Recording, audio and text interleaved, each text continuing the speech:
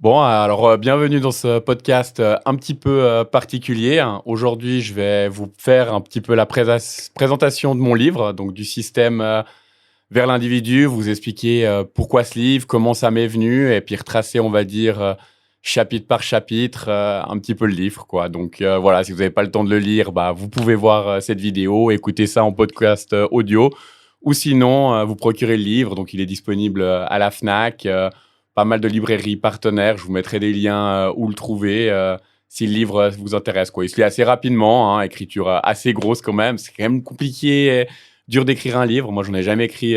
C'était vraiment un premier jet, un premier exercice. Il fait à peu près 110 pages, donc c'est le livre parfait à lire un petit après-midi au soleil, quoi. Donc voilà, si on en revient pourquoi puis comment ce livre. Donc moi, pour vous raconter un petit peu, voilà, moi, c'est vrai que depuis petit, j'ai toujours aimé, on va dire, les discussions, on va dire, sur l'humain, la philosophie, la psychologie. Malheureusement, heureusement, mon parcours s'est un peu dessiné différemment. Donc moi, la voie gymnasiale, après, j'ai fait des HEC, hein, parce que derrière, je ne savais pas trop quoi faire plus tard dans ma vie, hein.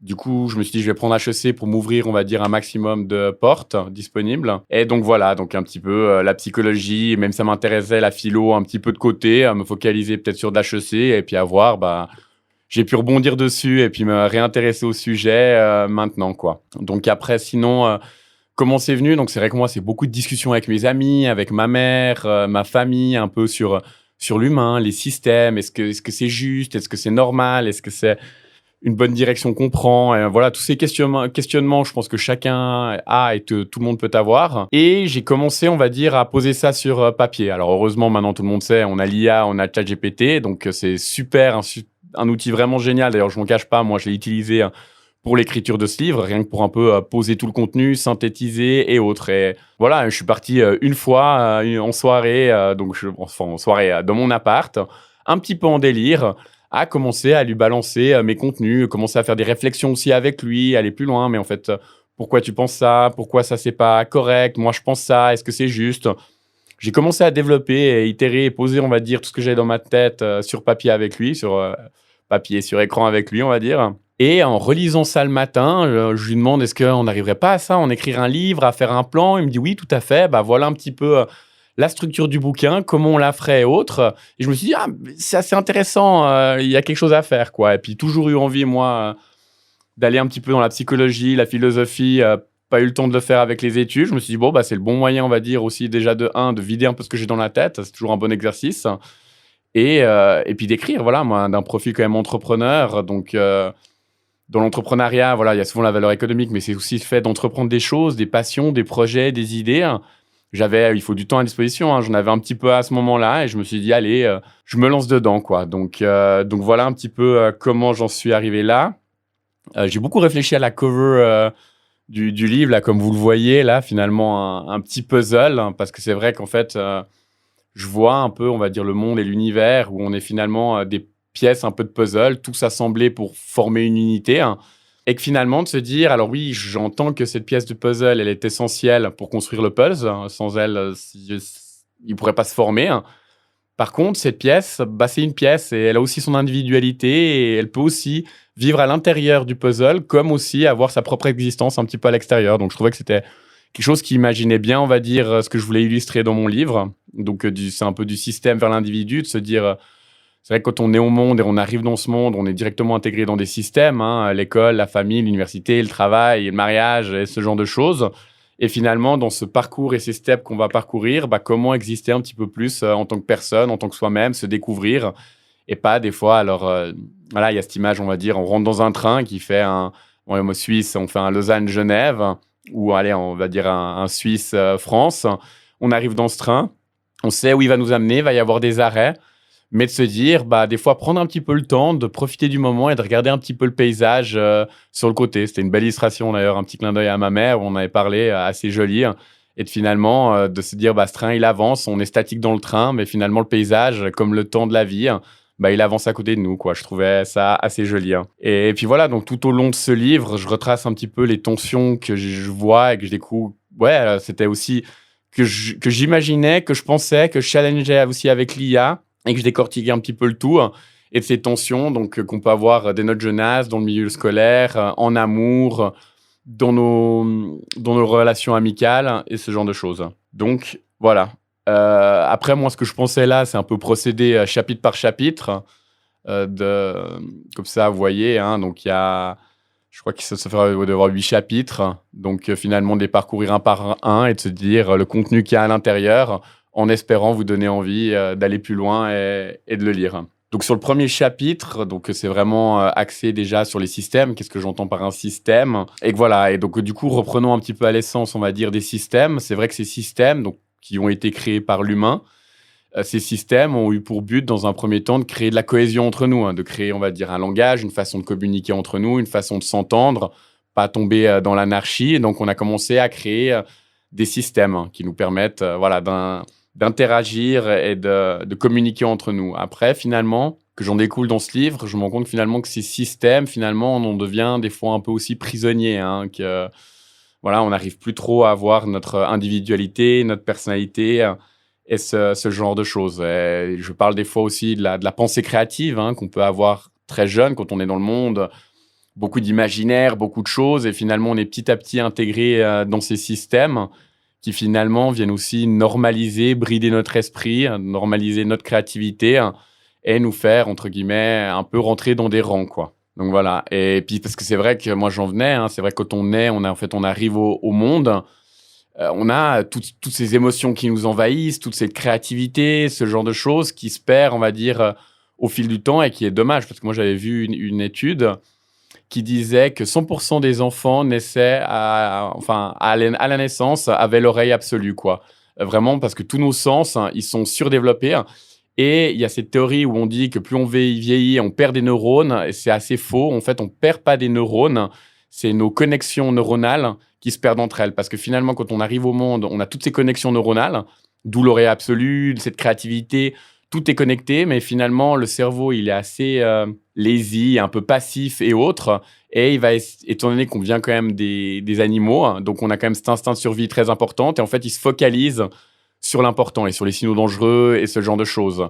Et la créativité, l'oreille absolue et autres, n'étant pas un signe d'instinct de survie, et encore, hein, parce qu'on pourrait prendre sur les animaux, oui, il faut écouter ce qui se passe dans l'environnement et autres. L'humain, on est quand même dans un univers assez serein, on va dire, passif, qui fait qu'on a sous-développé, on va dire, ces sens.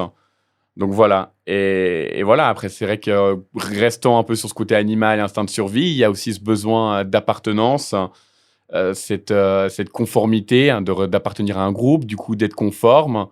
Et dans les groupes, comme on sait, il y aura souvent des leaders, chacun aura des rôles et des fois un peu cette soumission, quoi. Donc voilà, je parle un peu de ça. Après, je retrace gentiment, on va dire, les débuts. Donc là, on parlait un petit peu de la naissance, qu'on arrive au monde. Finalement, derrière, on va arriver dans les systèmes scolaires. Hein. Les systèmes scolaires, là aussi, hein, parce que typiquement, un professeur, il aurait une classe, il a 20 élèves, 20 logiques, il ne peut pas appliquer et individualiser à chaque enfant.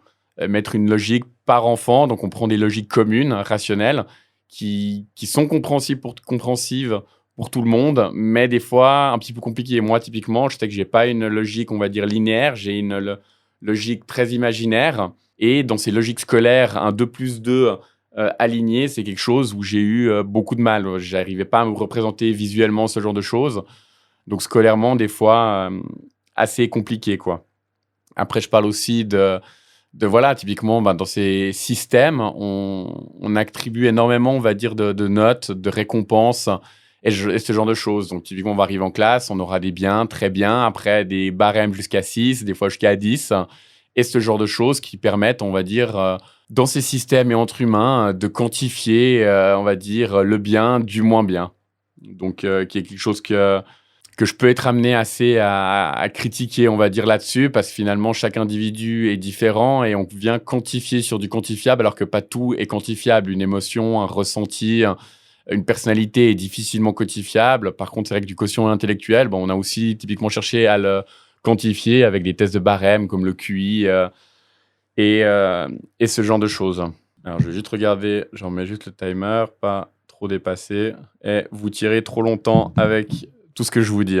Donc voilà, donc ça c'était un petit peu sur le premier chapitre. Et puis finalement, j'en venais un petit peu à la conclusion, à se dire des fois c'est un petit peu dommage. Alors oui, j'entends le besoin de créer ces systèmes, mais finalement les systèmes qu'on a créés est-ce qu'ils viennent pas finalement un petit peu étouffer cet enfant, cette belle personne qu'on était au début, à nous faire des fois rentrer dans des cases qui viennent gentiment étouffer cette individualité qui pourrait, au contraire d'être contenue, emprisonnée, être exploitée et puis aller plus loin, on va dire, un petit peu là-dedans. Donc de là, on a parlé un petit peu rapidement des émotions. Donc là, j'en viens un petit peu dans le chapitre 2, où je viens parler, on va dire, des émotions et de la raison. Je fais un peu une dualité. En fait, ce chapitre 2, il était assez compliqué.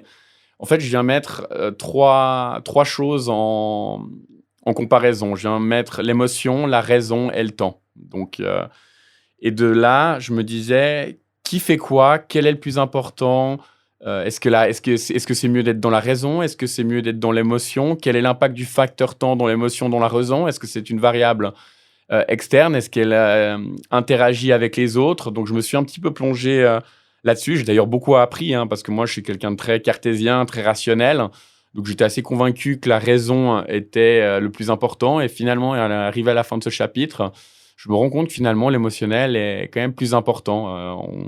On va découvrir, restez avec moi, on va découvrir un petit peu pourquoi j'en suis arrivé à cette conclusion. Donc voilà, moi, c'est vrai que donc, comme je l'ai dit un petit peu avant, c'est vrai que plus jeune, on arrive avec ce trop plein d'émotions. Combien de fois on voit des enfants, ils arrivent vers nous, ils courent, ils nous font des câlins, ils peuvent pas nous connaître, ils ressentent des énergies, et aussi ils pleurent. Voilà, c'est vrai que les enfants, aussi dans la colère, ils ont du mal à les gérer, ce genre de choses. Et finalement, plus on grandit, plus on va apprendre à canaliser et à gérer ses émotions. Et malheureusement aussi des fois à intérioriser, à internaliser ces émotions. Ce qui pour moi est des fois un petit peu une erreur parce que l'émotion, elle est ressentie, elle est là, elle est intense et on la ressent. Et on vient essayer et chercher à l'enfouir. Et pour ça que souvent, dans l'âge adulte, il y a ces émotions des fois qui ressurgissent et qui viennent nous prendre et autres. Et finalement, c'était des enfants, on va dire, des émotions de la jeunesse parce que jeunes, on les expériençait. Aujourd'hui, on vient les refouler. On a cette dualité entre je refoule, mais je la ressens. Donc voilà, quelque chose d'assez complexe. Ouais, et puis j'en venais, alors je vais un peu mélanger, parce que là, j'ai mis une note, mais je pense que je vais un peu faire des allers-retours. C'est vrai que moi, je voyais aussi quelque chose quand même d'assez positif, négatif. Bon, voilà, alors prenons comment on le prend. C'est vrai qu'un homme, moi étant homme, on nous apprend beaucoup jeune un garçon doit être fort, un garçon ne doit pas pleurer, un garçon ne regarde pas des films de princesse, d'amour. Voilà, il y a déjà, c'est très stéréotypé, ce genre de choses. Et des fois, c'est quelque chose de dommage, parce que j'en discutais dernièrement, où on disait que la femme a une certaine sensibilité, et plus sensible que l'homme. Et, ok, j'entends ce fait, et je suis d'accord, et je suis allé un petit peu plus loin, je me suis renseigné, mais pourquoi la femme est plus sensible? Et je suis tombé sur 4 variables, ou 4 raisons, on va dire. Bon, alors la première, elle est physiologique. La femme a un hypothalamus qui contient et déclenche les émotions plus grand que l'homme. Donc là, il y a un facteur physique. Et il y a aussi ce facteur, comme j'en venais sur la jeunesse, les émotions, où c'est vrai qu'une femme, c'est un peu plus OK, c'est en accord, qu'elle pleure, qu'elle ressente ses émotions, qu'elle ressente l'amour. On sait qu'une femme est plus à fleur de peau et c'est quelque chose où on est d'accord avec. Et finalement, elle, ça va lui permettre, on va dire, de ressentir ses émotions, d'apprendre à les comprendre, de savoir quelle émotion fait quoi. Alors que chez l'homme, toutes ces émotions sont refoulées, on les ressent moins. Et ça fait d'être moins fort, on va dire, dans toutes ces émotions. Donc, ça fait ça. Et du coup, ça leur développe un asset, quelque chose, une plus-value dans la vie. Et puis derrière, c'est vrai qu'on va voir souvent la femme va se diriger vers des métiers, on va dire, de soins, d'aide, où les émotions sont une plus-value, ce qui font qu'elles vont continuer dans ce développement et cette compréhension des émotions et arriver à un point où finalement, oui, une femme a plus de sensibilité que l'homme. Donc voilà, c'est des théories, vous pouvez prendre, pas prendre. C'est ce que j'ai appris. Moi, je trouve que ça fait assez sens. Donc voilà, c'est comme typiquement, il y a aussi, on dit que les femmes sont plus littéraires, c'est beaucoup de stéréotypes, les femmes sont littéraires, les hommes sont matheux, mais les hommes sont matheux parce que finalement, dès le plus jeune âge et dès les petites classes, on dit que les hommes sont forts en calcul, mais vous les mecs, vous êtes forts en calcul, vous êtes ingénieurs, vous êtes machin, c'est des métiers d'hommes. Donc la femme, elle va pas trop se pencher dessus parce que c'est pas censé être pour elle. Voilà un autre souci, comme à l'inverse, pourrait y avoir chez l'homme. Et finalement, c'est de se dire, on arrive pas en tant que femme et en tant qu'homme à la naissance, mais on arrive en tant qu'humain. Et ça serait bien, entre guillemets, je pense, de casser ces stéréotypes pour que finalement chacun découvre là où il a vraiment des compétences. Je pense qu'un homme, dès le début, sans stéréotype, peut avoir tout autant de sensibilité, une femme peut-être tout autant bon au calcul, et elle l'est. C'est juste des fois ces stéréotypes qui font dire, bon, c'est peut-être pas pour moi, c'est peut-être pas si. Donc voilà. Hop là, donc on était pas mal sur les émotions. Sur la raison, j'en venais un petit peu au fact qu'en fait, alors donc l'émotion, finalement, j'en arrivais que l'émotion, elle était très liée, parce que finalement, on a une émotion, c'est qu'on ressent quelque chose et c'est le moment présent, c'est le moment T. Alors que finalement, la raison vient prendre une dualité entre le futur et le passé, hein. Donc avec le passé, on va prendre en considération ce qu'on a appris, les expériences, les échecs, les réussites. On va prendre ça en considération. Et derrière le futur, un futur hypothétique, imaginaire. Ah mais si je fais ça aujourd'hui et machin, quel est l'impact dans mon futur? Et ce genre de choses. Et il y a ça, et c'est vrai que moi j'en discutais avec mes amis et autres, et on se disait, c'est quoi le plus important pour vous? Vivre dans le passé, entre guillemets, ou dans le futur? Alors tout le monde me dit, ah mais non, le passé c'est passé, c'est pas important, il faut plutôt se construire sur le futur. Après, j'étais un peu mitigé en me disant, alors je suis d'accord, le futur de toute façon il est beau, parce qu'on va forcément imaginer un futur, le meilleur futur, on va pas imaginer le pire futur. On va se dire, ouais, plus tard, alors je fais ça parce que plus tard, j'aurai une belle maison, ma famille, une grande voiture. On s'imagine. Et c'est ce qui va, et c'est bien parce que c'est ce qui va nous motiver et ce qui va nous donner de l'énergie. Mais finalement, c'est vivre et puis c'est faire aussi des fois dans le présent des actions d'aujourd'hui, hein, pour un futur qui est incertain. Parce que si typiquement, moi, je me dis, allez, mon rêve, c'est à 40 ans avoir une énorme maison avec la vue sur le lac, voilà, un futur hypothétique rêver, hein. Donc je me dis aujourd'hui, je vais faire tous les efforts pour arriver à ce futur hypothétique, hein. Donc ça veut dire passer à côté de ma vie aujourd'hui, hein, pour un futur et puis peut-être arriver à 40 ans dans ce futur. Je serai là dans ma belle maison avec cette vue sur le lac et je serai là. Ouais, mais en fait, je m'étais imaginé que ça serait le bonheur absolu et puis le bonheur, en fait, il y est pas, quoi. Je suis là, ok, oui. Alors, je suis content par rapport aux efforts que j'ai faits d'avoir cette belle maison, mais est-ce que c'est vraiment... Alors oui, alors de un, oui, je peux avoir ce bonheur à ce moment-là parce que j'ai très bien analysé et très bien anticipé le bonheur de mon futur prochain. Ou je peux être là, ah, mais finalement, je m'étais fait trop de joie pour le moment. Je pense que vous avez déjà eu, prenons une temporalité plus rapide, mais peut-être une fête ou quelque chose où on se fait monde des merveilles de la soirée. Et souvent dans la soirée, hein, bon, on est un peu déçu parce que finalement, on a mis trop d'attentes. Et souvent, on se dit, bon, bah, cette soirée, je mets plus d'attentes à la soirée. J'y vais et je profite du moment. Et c'est souvent là que les gens disent, ah, bah, c'était les mêmes soirées. Parce que se mettre trop d'attentes, bah, arriver au ce moment, on y a tellement rêvé pendant longtemps qu'on n'arrive même plus à profiter de la chose. Donc, pour en revenir à cette discussion futur-passé, hein, moi, des fois, j'en étais là à se dire, mais est-ce que le passé, il serait pas plus intéressant aussi, hein, parce que finalement, le passé, ça permet de ramener une émotion du passé au présent. Moi, combien de fois j'ai des discussions avec mes amis, on se souvient, ah, mais tu te rappelles les vacances qu'on avait passées? Et en fait, j'arrive à me remémorer l'émotion que j'avais à ce moment-là et ramener quelque chose du passé au présent.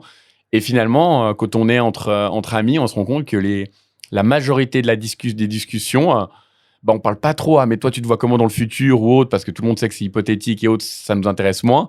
Par contre, on va beaucoup sur des discussions du passé, mais tu te rappelles, quand on sortait, on allait faire ça, avec la voiture, ce qu'on avait fait, ou bref, plein d'histoires qu'on peut avoir. Donc voilà, il y avait cette dualité, on va dire, que j'avais. Donc, je me rends compte finalement, donc si on met entre raison, émotion et temps, bah, que finalement, l'émotion, bah, que ça ancre dans le présent et que la raison, hein, finalement, on est plus sur une dualité avec le passé et le futur, de prendre en considération le passé, hein, de ce qu'on veut faire dans le futur. Et c'est là, finalement, que la raison intervient. Et j'en arrivais assez à la conclusion que finalement, c'était l'émotion qui était le mieux, on va dire, le point culminant, parce que finalement, l'émotion nous ancre dans le moment présent et nous fait ressentir le bonheur. Et des fois, quand on est dans le moment présent, on pense déjà à la suite, mais de se dire à ce moment-là, stop, et prends plaisir de ce moment présent, quoi. Et c'est souvent la chose qui est importante, parce que moi, je vois, alors il y a souvent cette question, voilà, bah, t'es sur ton lit de mort, bon, un peu glauque, hein, mais t'es sur ton lit de mort, qu'est-ce que tu te souviens? Bah, ça va pas être des futurs des hypothèses du futur et autres, mais finalement, c'est des moments vécus, hein. Donc, on fera aussi appel au passé, mais et puis de ces moments vécus et de ces émotions qui ont été dégagées à ce moment-là et pas toutes ces réflexions, tous ces calculs ou peut-être le chemin qu'on a parcouru et autres. Mais arriver sur ce lit de mort, ça serait plus, ok, bah, j'ai fait l'Uni, après j'ai été dirigeant d'une grosse boîte, après j'ai fait ma famille, j'ai fait machin, mais retracer en termes de CV ce qu'on a fait. Mais c'est plus se rappeler, on va dire, je pense, des beaux moments, et on dit toujours, hein, typiquement, avant de s'endormir, la meilleure façon de faire, c'est de mettre le corps en état repos, en harmonie et en calme. Et qu'est-ce qu'on fait pour faire ça? On va penser à des moments plaisants. Et idéalement, petite astuce technique, c'est ne pas utiliser que la mémoire, mais aussi utiliser les cinq sens. Typiquement, posez-vous sur cette plage avec l'horizon. Alors là, vous avez l'image visuelle, le coucher de soleil, voilà ce qu'on peut imaginer. Et derrière, essayez de se souvenir du toucher qu'il y avait, des odeurs qu'il y avait. Et là, vous allez voir, on va encore beaucoup plus loin dans cette connexion. Donc voilà, ça c'était un petit peu le chapitre 2. Chapitre 3, donc naturellement, j'en découle, finalement que j'en arrive au temps présent, au moment présent, lié à l'émotion. C'est ce qui est censé amener un petit peu plus le bonheur. Et j'en viens là un petit peu plus dessus. Et puis, donc voilà, donc là je partirais, on va dire, philosophie, psychologie. Il faut pas que j'oublie quand même la thématique principale qui sont des systèmes. Et je me disais, quel est finalement l'impact des systèmes? Pourquoi les systèmes nous font pas ressentir et prendre place à nos émotions et aller de l'avant de là-dessus? C'est parce qu'ils ont bien compris que l'humain, on n'aime pas l'insécurité. En fait, c'est prendre tous les besoins primaires. On n'aime pas l'insécurité. On a un besoin d'appartenance. On a un besoin de conformité, qui découle de l'appartenance. Donc, jugeant là-dessus, ils vont envoyer des codes sociaux. Et puis, il va faire croire que, déjà, les biens matériaux, c'est ce qui amène le bonheur. Finalement, on se dit tous, j'ai donné l'exemple avant, acheter une maison, avoir une belle voiture, s'offrir un nouvel ordi, toutes ces petites choses matérielles qu'on souhaite s'offrir, qui vont procurer des bonheurs éphémères, mais qui finalement, dans le temps, vont pas durer, parce que ça va être éphémère. Oui, je vais avoir ma nouvelle voiture, je vais être content 2-3 jours, 1 an, 2 ans après, ma voiture, non, ça va être là. En fait, c'est une course au matériel, à chaque fois se procurer ces petits dopamines, ces petits shoots de bonheur qui finalement sont pas forcément la clé. Et ça, justement, les systèmes l'ont bien compris et ils essayent de jouer là-dessus. Combien de fois on voit dans les pubs TV la famille qui est dans la nouvelle je sais pas, Citroën, Touareg, ou je connais pas trop les voitures, donc belle marque de voiture, qui ont l'air heureux, ils parcourent des paysages magnifiques, des sourires et autres, et cette fausse croyance que finalement c'est ça le bonheur. Donc voilà. Et pas que je m'égare. Voilà, c'était un peu finalement là que je revenais de pas confondre, on va dire, désir et plaisir, qui finalement sur le bien matériel, c'est ce qu'on désire, qui sont des désirs, c'est un puits sans fond, il sera jamais comblé, on désirera toujours ce qu'on n'a pas. Donc on n'arrivera même pas à profiter de ce qu'on a, parce que finalement, le moment où on aura la chose, on voudra la prochaine chose. Et de se dire finalement, moi je comparais le désir au plaisir, qui ramène au bonheur à l'instant T, de prendre plaisir dans ce moment et pas penser au moment prochain, à la suite, mais d'être à ce moment avec ses amis, ce coucher de soleil, cette chose.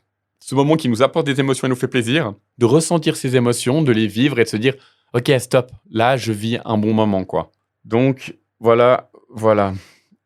Donc, ouais, j'en arrivais à trouver cette faculté, on va dire, de vivre l'instant présent. Alors, chapitre 4, il y a un petit peu moins de corrélation. Dans le livre, elle est mieux faite. Mais je parle un petit peu sur l'amour. Donc, je parle déjà, comme j'en ai parlé un petit peu avant, de ce conditionnement genré qu'on a homme-femme, où c'est vrai, c'est fou, un garçon, on lui offre des camions, on lui offre des action man, pas mal de choses genrées, on le fait voir des films d'aventure, des films d'action. Une femme, on va lui offrir des poupées, des dinettes, on va lui faire voir des films romancés, on va lui faire lire des livres.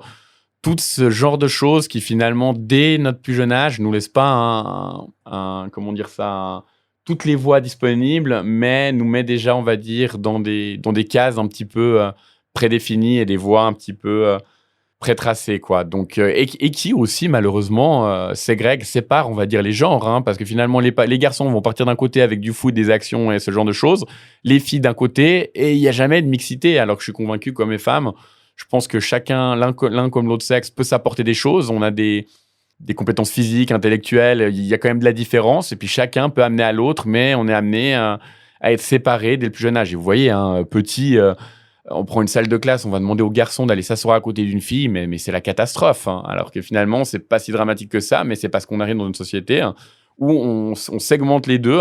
Et on crée même, pour moi, 2 camps. Les gentils, les ennemis, alors ça peut être ça à l'inverse, mais le noir et le blanc, disons.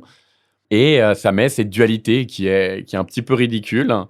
Alors heureusement, en grandissant et dans la fleur de l'âge, les hormones se réveillent un peu et on se dit « Ah, mais la fille, elle est jolie, elle est intéressante. » Là, on va commencer à s'intéresser aux filles et finalement, on se rend compte que les 2 sexes s'apportent, hein, la femme va m'apporter des choses que j'ai pas, comme je vais lui apporter des choses qu'elle n'a pas et finalement parce que c'est vrai que dans notre jeunesse, on va, traîner avec nos semblables parce que c'est plus facile, c'est plus sécurisant. Typiquement, moi, j'ai une balle de foot au pied, je l'envoie, vers un autre mec, il va me la renvoyer. On a les mêmes codes, on se comprend, donc sécurisant.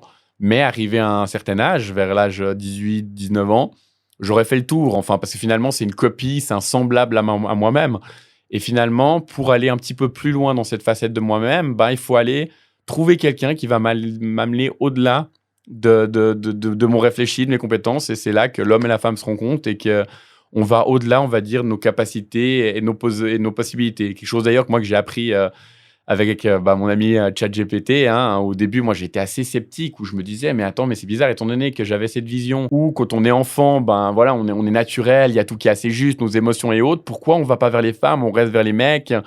Et c'est normal et c'est naturel. Et ben, à force de discuter avec Chat, j'en ai compris que finalement, oui, c'est normal dans notre jeune âge parce qu'on va chercher ce qui est rassurant, ce qu'on connaît, on a besoin de se former. Par contre, et de prendre confiance en nous. Par contre, arriver à un certain point, cette formation, cette confiance en nous acquise, bon, on va aller plus loin. Et c'est justement ce partenaire qui va nous permettre de développer cet au-delà de nous-mêmes et d'aller plus loin.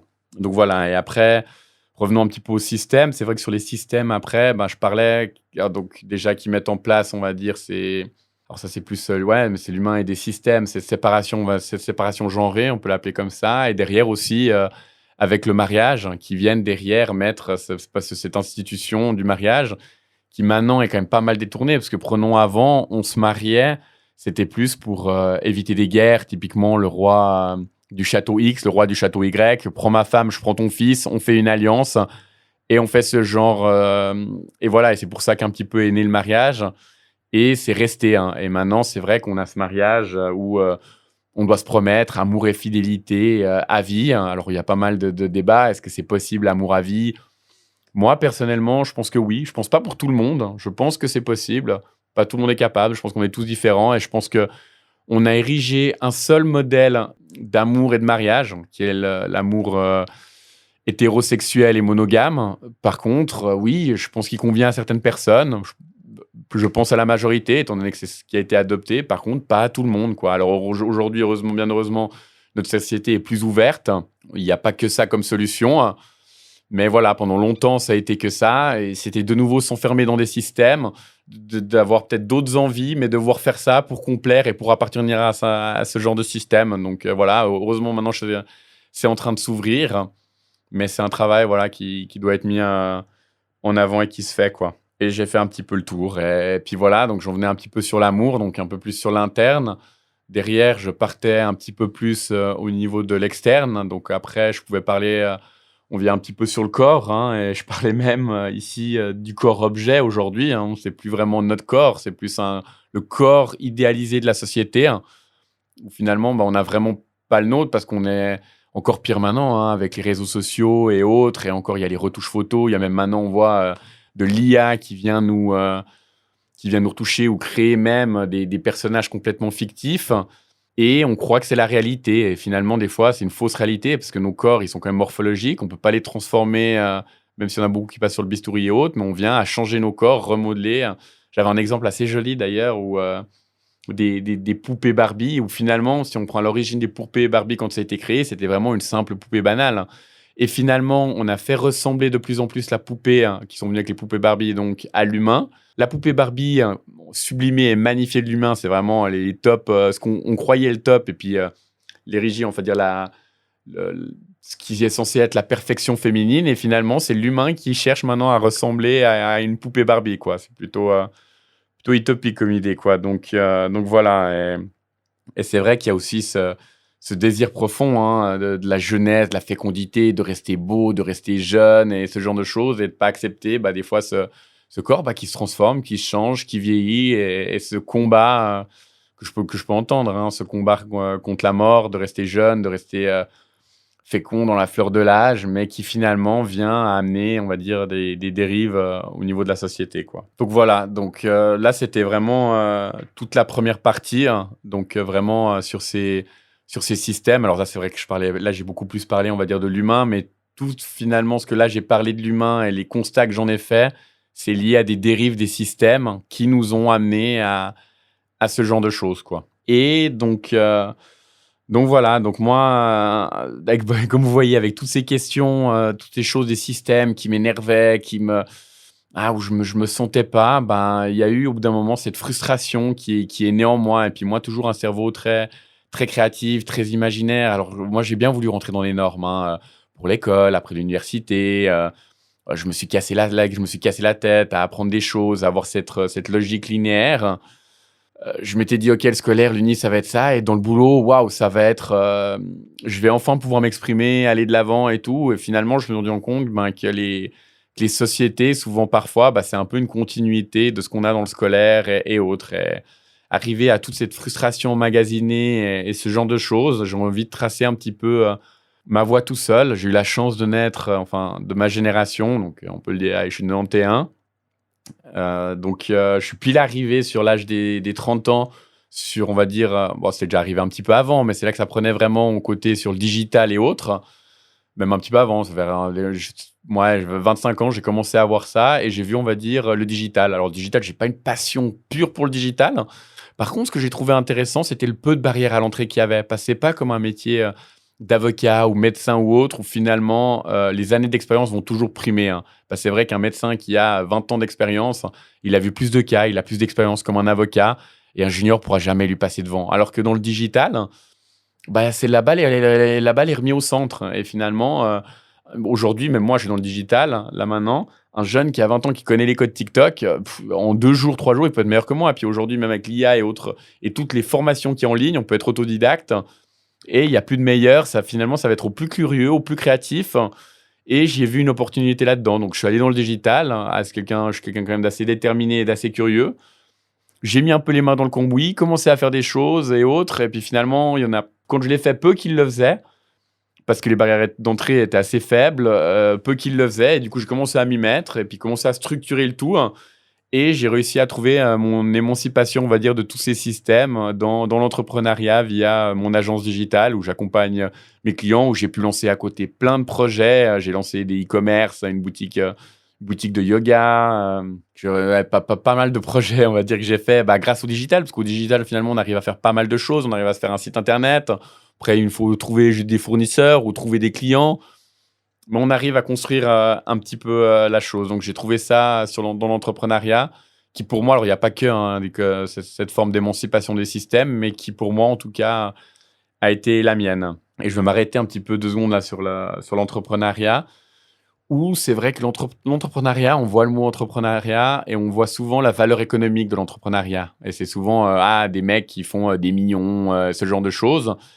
Et moi, j'étais pas trop d'accord et je suis revenu un peu sur l'étymologie latine de l'entrepreneuriat, qui veut dire entreprendre, qui est entrepreneuriat, entrepreneur, le dérivé d'entreprendre, qui entreprendre en latin est interprendere, qui signifie se saisir avec la main. Et je trouvais très joli, hein, qui pour moi, dans ma façon de penser, c'est se saisir de quelque chose, se saisir d'un projet et lui donner vie, quoi. Donc ça, c'était quelque chose que j'aimais bien et je trouve qu'il y a aussi des dérives par rapport à l'entrepreneuriat où attention, l'entrepreneuriat, c'est pas un métier pour moi, c'est une forme, de faire son métier. Parce que typiquement, aujourd'hui, j'ai fait du digital. Je pourrais très bien faire du digital dans une boîte. Je pourrais très bien être infopreneur et puis faire ce digital dans mon coin. Être entrepreneur et puis créer des choses grâce au digital, qui pour moi est la bonne version. Et voilà, et puis l'entrepreneuriat pour moi est une forme, une façon de faire. Comme ça pourrait être, on pourrait mettre dans ce cas-là infopreneur, indépendant, entrepreneur, salarié, et puis après j'oublie peut-être d'autres formes. Mais voilà, c'est une forme de réaliser son activité, hein. Donc voilà, des fois on voit de l'entrepreneuriat comme un métier, c'est pas un métier, hein. Donc voilà, et puis c'est vrai que moi je disais sur le fait d'entreprendre. Alors là, je parle de mon agent digital. Alors c'est vrai que maintenant, donc j'ai mes clients, j'ai fait mon e-commerce, donc c'est vrai qu'il y a une valeur économique, donc je me mange un peu en disant là-dessus. Mais en revenant sur la forme, que je veux l'autre façon dont je veux en parler, qui est plus la forme, c'est d'entreprendre des projets comme typiquement, bah, ce livre où j'ai pris énormément de plaisir, à aller dans un univers que je connaissais pas du tout, hein. J'ai jamais été très littéraire, les dissertations, c'était une catastrophe. Mais j'avais toutes ces pensées dans ma tête, bah, tout ce que je vous dis aujourd'hui, vous voyez que voilà, il y a pas mal de choses que je ruminais, qui est en moi. Et aujourd'hui, on a de la chance avec le digital, avec l'IA qui arrive, qui nous donne pas mal de chances de pouvoir faire nous-mêmes, on va dire, des choses et entreprendre des projets. Parce que c'est vrai qu'avant, c'était compliqué. Une agence où il me fallait un monteur vidéo, il me fallait quelqu'un qui me fait des visuels, quelqu'un qui écrit pour moi, quelqu'un qui me relie, quelqu'un qui fait l'édition.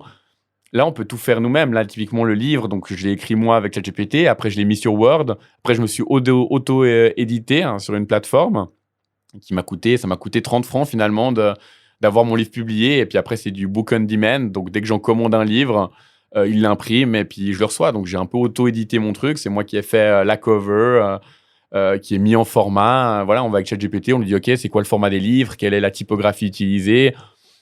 Voilà, si on a vraiment envie de le faire, moi je suis assez convaincu qu'avec de la volonté et un peu de détermination, on y arrive, surtout aujourd'hui avec les outils qu'on a, où on arrive un petit peu à tout faire. Où là, typiquement, j'ai lancé récemment un podcast. Et un podcast, voilà, il faut éditer, il faut faire les logos, les tasks. Et finalement, j'ai tout fait moi-même parce qu'aujourd'hui, on a pas mal d'outils à disposition où on arrive à tout faire nous-mêmes et qui vont encore aller plus loin après, quoi. Donc, voilà. Après, je dis aussi que une bonne façon d'entreprendre, pour moi, c'est de trouver des passions, quelque chose qui vous anime profondément, sur lequel vous avez une passion. Car si d'entreprendre quelque chose pour sa valeur économique et pour faire de l'argent, ça va jamais marcher. Parce que quand on entreprend quelque chose, il faut avoir la passion, il faut faire plus que les autres. Et puis pour faire plus que les autres et de le faire il faut en fait la passion. Voilà, j'en venais. Il faut cette passion et cette envie. Et puis moi, je voyais quand je faisais ce livre, je rebossais les week-ends ou même le podcast, je fais les week-ends. C'est quelque chose qui m'anime, j'ai plaisir à le faire. Et finalement, quand on y met tellement d'énergie, tellement de plaisir, c'est quelque chose qui se ressent et l'argent devient une conséquence, mais ça ne devient pas le moteur primaire, quoi. Bon, après, il y en a qui peuvent avoir en moteur primaire des fois l'argent, c'est tellement motivé par ça que ça les fait se lever, que ça donne l'énergie. Par contre, ça, c'est pas tout le monde. Par contre, je pense entreprendre quelque chose parce qu'on a cette passion, c'est quelque chose de plus accessible et que je conseille à tout le monde. Et donc, si finalement, à côté, vous avez peut-être un potager et puis vous faites ça, et puis derrière, vous aimeriez peut-être un peu le commercialiser, le vendre, faire un logo, lancez-vous à côté, ça vous prend un peu de temps et vous verrez, finalement, c'est pas du temps embêtant, c'est du temps où vous prenez plaisir et tout se fait assez naturellement, quoi. Et donc voilà, après, c'est le conseil que je donne. Après, c'est vrai que ça se dit, tout le monde peut être entrepreneur. Par contre, pas tout le monde, j'ai la phrase, tout le monde peut. Ouais, voilà, mais pas tout le monde va faire les efforts pour. Donc, c'est vrai qu'après, ça demande quand même des efforts où il va y avoir des échecs, il va falloir être résilient, il va falloir de la détermination et en faire plus. Mais si, on va dire, pour moi, il y a ces 4 ingrédients mis ensemble, moi, je suis assez convaincu qu'il y a moyen de faire quelque chose. Et de toute façon, dans ce genre de voyage entrepreneurial, il ne faut pas voir forcément la finalité, mais voir le voyage qu'on va faire, quoi. Et pour moi, c'est ça le plus beau. Je vais être honnête, ce livre, alors là, je fais le podcast pour essayer de le vendre, mais aussi un peu donner mes idées, ma vision, et puis créer de l'énergie autour de ça. Mais moi, je l'ai sorti, j'attendais pas forcément de faire des millions, des milliers, des cents. D'ailleurs, je n'ai pas vendu encore beaucoup, soyons francs. Parce que voilà, derrière, j'aurais dû peut-être aller avec une maison d'édition, faire de la com, aller plus loin dessus. Mais finalement, j'ai pris énormément de plaisir à écrire ce livre. Et je vous dis pas, waouh, quand j'arrive chez moi, j'ai mon carton et j'ai mon livre, et puis je vois Vincent Goutman et j'ai fait un livre, je me dis, waouh, incroyable. Alors oui, ça, c'est la finalité. Et le long de l'écriture de ce livre aussi, quel bonheur aussi. Et ça m'a permis, je sais que moi, typiquement, avant, je faisais quand même pas mal de cauchemars. Et on dit souvent, ces cauchemars, alors, il parle de journal intime, journal d'écriture, ce genre de choses. Je me voyais mal faire un journal intime, cher journal nanani nana, mais de poser sur papier mes émotions, toute cette frustration que j'avais. C'est comme typiquement des artistes. J'aime beaucoup d'ailleurs la chanson, je ne sais pas si vous connaissez, de Loïc Notet, Monsieur Madame. Lui, même chose, il l'a écrit en une soirée, il a vraiment, grossièrement, un peu vomi ses paroles.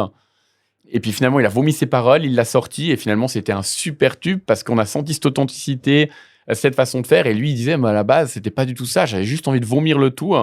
Et ça m'a fait du bien, et c'est vraiment des exercices qui font du bien et qui vont l'avant. Et puis voilà, c'est vraiment là-dessus que ça m'a aidé. Et vraiment, comme je le dis aujourd'hui, c'est vrai qu'avec l'IA qui arrive, je pense qu'il y a des choses maniées. Alors ouais, l'IA fait peur. Alors je pense déjà mon métier digital, je pense qu'il va être coupé avec l'IA, mais ça me fait pas tant peur que ça parce que finalement, on va pouvoir faire d'autres choses, on va pouvoir aller plus vite, faire différemment, et on va pouvoir sortir du côté opérationnel et retrouver cette créativité qu'on avait jeune. Parce que jeune, on sait rien faire, on sait pas utiliser nos mains, on n'a pas tous les mots pour notre vocabulaire. Par contre, on a plein d'idées, on est très créatif.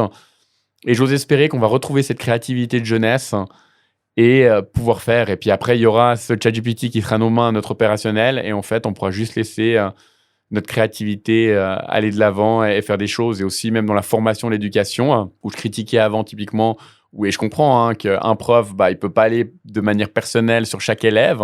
Par contre, aider de l'IA et autres, ben, l'IA va pouvoir comprendre les personnalités et finalement la matière que le prof cherche à enseigner, bah, l'IA peut la faire enseigner cas par cas à l'élève. Donc, il y a peut-être un mix à faire et ça pour beaucoup de métiers qui va permettre, on va dire, d'individualiser la chose tout en gardant, on va dire, les compétences humaines et ce qu'on a, quoi. Donc voilà, on arrive un petit peu au bout de un peu, honnêtement, je pense que j'ai dit un peu tout ce que j'avais à dire.